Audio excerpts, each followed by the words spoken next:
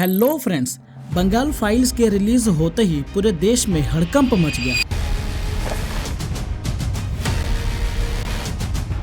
इस मूवी में दिखाया गया कि कैसे सिर्फ 2 दिनों में ही 40,000 से ज्यादा हिंदुओं को मारा गया, लूटा गया और औरतों के साथ मास लेवल पर रेप हुआ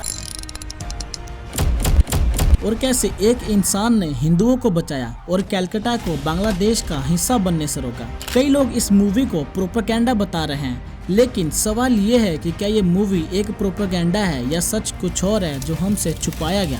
तो आइए आज की वीडियो में हम देखते हैं कि क्या बंगाल फाइल्स एक प्रोपेगेंडा है या फिर इतिहास का छुपा हुआ सच।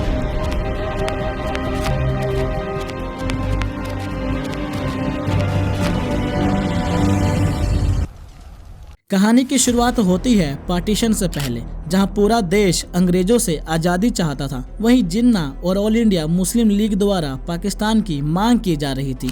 जिन्ना भारत का ये वाला हिस्सा और बंगाल का ईस्ट वाला हिस्सा जहां मुस्लिम मेजोरिटी में थे, उससे एक अलग देश बनाना चाहता था। उस टाइम बंगाल की कैपिटल कलकत्ता थी। अब देखो, भले ही east Bengal Muslim majority area था, बट ज्यादातर फैक्ट्रीज, इंडस्ट्रीज, एडमिनिस्ट्रेटिव कलकत्ता में ही थे। इसीलिए ईस्ट बंगाल की इकोनॉमी को बूस्ट करने के लिए जिन्ना कलकत्ता को भी शामिल करना चाहता था।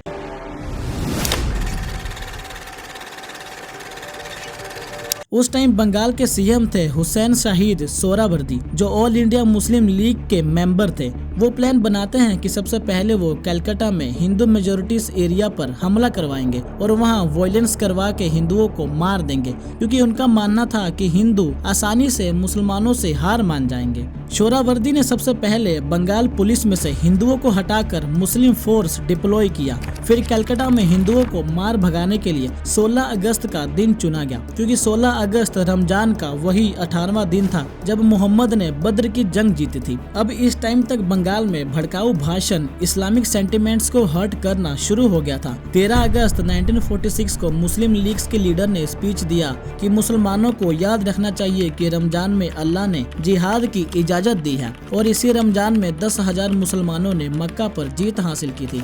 मुसलमानों की किस्मत अच्छी है कि वो रमजान के इस महीने में अपनी जंग शुरू कर रहे हैं। अब इस एक स्टेटमेंट ने मानो कलकत्ता में मुसलमानों को हिंदुओं के अगेंस्ट कर दिया था। 16 अगस्त 1946 फ्राइडे होने के चलते मुस्लिम लीग के लीडर्स जुम्मे की नमाज में शामिल थे और वहां उसने हेटफुल स्पीच दी।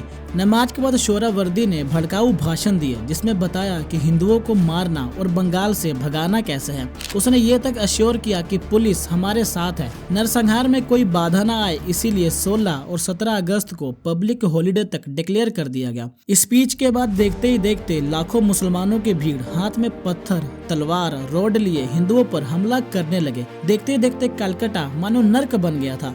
कट्टरवादियों हिंदू दुकानों को लूटने लगे थे। हजारों हिंदुओं को काटा जा रहा था। मर्डर और रेप की गिनती मुश्किल हो गई थी। इसमें सबसे बड़ा हमला हुआ केशोराम कॉटन मिल्स में, जहां 600 हिंदू छुपे हुए थे, जिसे कट्टरवादियों ने आग लगा दिया और 600 हिंदू जल के राख हो गए। सिर्फ 2 ही दिन में 4,000 से 40,000 तक लोग मारे गए, और ये ऑफिशियल डेटा है। ग्राउंड रियलिटी इससे ज्यादा ही होगी। उस टाइम बंगाल में एक अमेरिकन फोटोग्राफर मार्गेट प्रेजेंट थी। उसने बताया कि कलकत्ता में इतने लोगों को मारा गया था कि हर जगह लाश ही लाश था। आसमान मानो वल्चर से भरा हुआ था।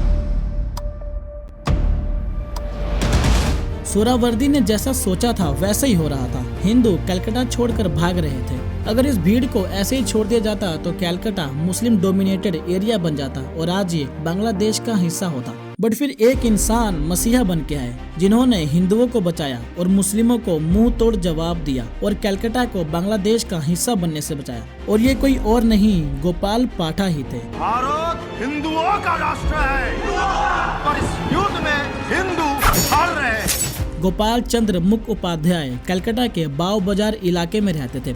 इनकी फैमिली मटन शॉप का बिजनेस करती थी, इसीलिए इन्हें पाठा का निकनेम मिला था। पाठा एक बंगाली शब्द है जिसका मतलब है मेल गोट। मटन शॉप चलाने से उनकी मुस्लिमों के साथ बातचीत थी। दोस्तों, गोपाल पाठा भारत जाति वाहिनी नाम का ऑर्गेनाइजेशन चलाते थे। गोपाल पाठा सुभाष चंद्र बोस को अपना आइडल मानते थे। जब गोपाल को पता चला कि हिंदुओं के साथ नरसंहार हो रहा है, तब वो अपने भारत जाति वाहिनी के लोगों के साथ हिंदुओं को बचाने के लिए निकले। उन्होंने एक सिंपल प्लान बनाया कि जो लोग जिस काम में माहिर है उनसे वही काम कराएंगे। जैसे मारवाड़ियों के पास पैसे थे तो उन्होंने वेपन्स और गन्स में फाइनेंशियली सपोर्ट किया। सिखों से कहा कि आप लोगों को तलवार कृपान चलानी आती है तो आप कृपान चलाओ। बिहारी लठ में माहिर थे तो उनसे लाठियां चलवाई और इस तरह वो लोगों को यूनाइट करते गए। 16 और 17 अगस्त के नरसंहार के बाद अब 18 अगस्त की सुबह गोपाल इस्लामिस्ट एक्टिविटी से लड़ने के लिए लोगों को हथियारों से लैस छोटे ग्रुप्स में खड़े कर दिया। मुसलमानों को बिल्कुल भी खबर नहीं थी कि अब हिंदूस काउंटर अटैक के लिए तैयार हैं। तो जब मुस्लिम कट्टरपंथियां हिंदू एरियाज में गए तब उन्हें उनका सामना करना पड़ा। हिंदूस यूनाइट होकर मुसलमानों को मुंह तोड़ जवाब दिया और हिंदू कॉलोनी को सक्सेसफुली डिफेंड किया।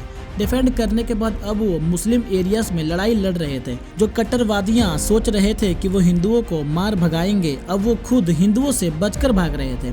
18 से 20 अगस्त तक सिचुएशन पूरी बदल गई थी। सोहरावर्दी को पता था कि उसके पास बस 4 दिन हैं हिंदुओं को खत्म करने के लिए, क्योंकि फिर ब्रिटिश गवर्नमेंट वहां ब्रिटिश आर्मी डिप्लॉय कर देगी। और हुआ भी कुछ ऐसा ही। 21 अगस्त को ब्रिटिश विसरॉय ने सिचुएशन को कंट्रोल करने के लिए मुस्लिम लीग की सरकार हटा दी और वहां ब्रिटिश आर्मी डिप्लॉय की गई। और इस तरह गोपाल पाठा की लीडरशिप और हिंदू यूनाइट की वजह से दंगे रुक गए और कलकत्ता बांग्लादेश का हिस्सा बनने से बच गया। लेकिन डायरेक्ट एक्शन डे के बाद ये communal riots Bihar, United provinces, Punjab तक फैल गई। हर जगह मिसट्रस्ट, रेवेंज किलिंग स्टार्ट हो गई। फिर इसके बाद शुरू हुआ नोआखली मैसेकर। नोआखली ईस्ट बंगाल जो अब बांग्लादेश है, वहाँ एक मुस्लिम मेजोरिटी गांव था। डायरेक्ट एक्शन डे के बाद मुस्लिम लीग के लीडर्स ने अब यहाँ के हिंदुओं को टारगेट किया। 10 अक्टूबर 1946 को नोआखली में दंगे शुरू हुए, जिसमें हिंदू घरों को जला दिया गया, हिंदुओं को मारा गया और औरतों के साथ मास लेवल पर रेप हुआ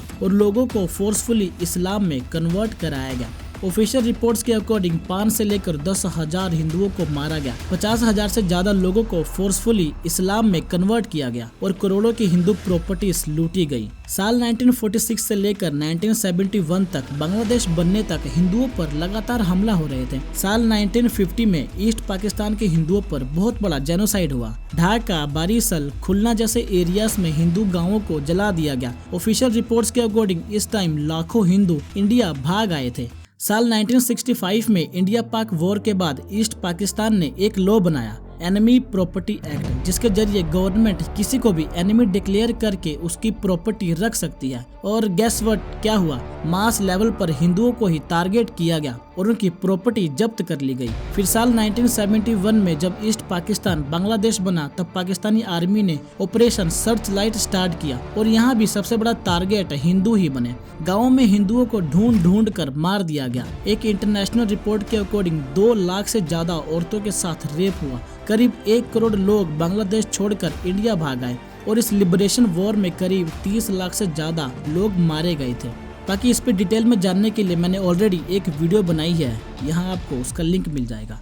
1946 से लेकर अभी तक वेस्ट बंगाल में सिचुएशन वैसी ही है। वेस्ट बंगाल अब दूसरा कश्मीर बन रहा है। आज भी वेस्ट बंगाल में चाहे कोई इवेंट हो, फेस्टिवल हो या कोई दंगा हो, हर बार हिंदूज को ही टारगेट किया जाता है। बाकी मैं वेस्ट बंगाल की करंट सिचुएशन पर एक वीडियो बना रहा हूँ, तो स्टे ट्यून्ड फॉर दैट। अगर आपको ये वीडियो अच्छी लगी हो तो इसे लाइक एंड चैनल को सब्सक्राइब जरूर करना। अगर आप चाहते हो कि ये कहानी ज़्यादा से ज़्यादा लोगों तक पहुँचे तो इस वीडियो को शेयर जरूर करना।